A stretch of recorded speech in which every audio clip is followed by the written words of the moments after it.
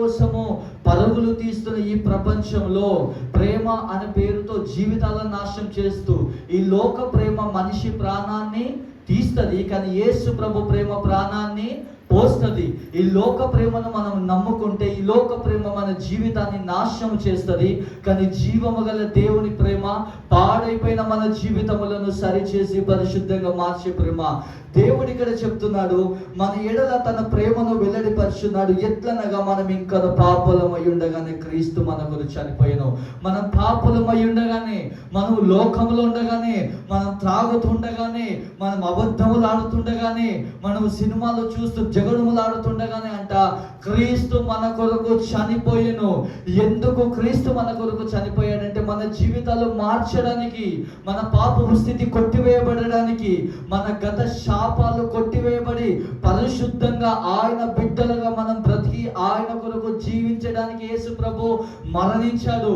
ఈ లోకంలో మీ జీవితంలో ఎన్ని సమస్యలు, ఎన్ని బాధలు, ఎన్ని శోధనలు వచ్చినా మీరు మరణించవలసిన అవసరం లేదు, మీరు మరణించవలసినటువంటి స్థితి లేదు. ఎందుకంటే మన కొరకు కలవరి సిలువలో యేసునాథుడు మరణించాడు. మనము నిరీక్షణతో బ్రతకాలి. ఆయన మరణించి మనల్ని బ్రతికించాడు. ఏ విధంగా బ్రతికించాడు? పాపము నుంచి, నిత్య నరకాగ్ని నుంచి, లోకము నుంచి, శాపము నుంచి.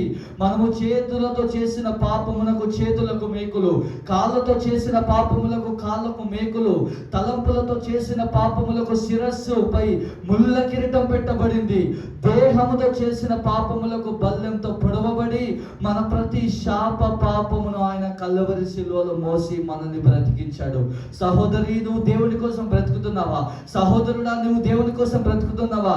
దేవుడు అంటున్నాడు, మనం ఇంకా పాపులమై ఉండగానే, నువ్వు ఎంత పాపపు స్థితిలో ఉన్నా, నువ్వు ఎంత ఆచారాలతో ఉన్నా, నువ్వు ఏ స్థితిలో పడిపోయిన స్థితిలో, నీ జీవితం విరిగిపోయిన స్థితిలో ఉన్నా, దేవుడు చెప్తున్నాడు, నేను నీ కొరకు మరణించా.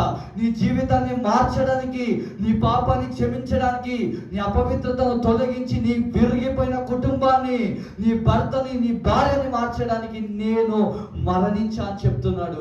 నువ్వు ప్రేమిస్తున్నావా దేవుని? సహోదరి, అలాగే ఎఫెసీయులకు రాసిన 5వ అధ్యాయం 2వ వచనం చదువుదాం.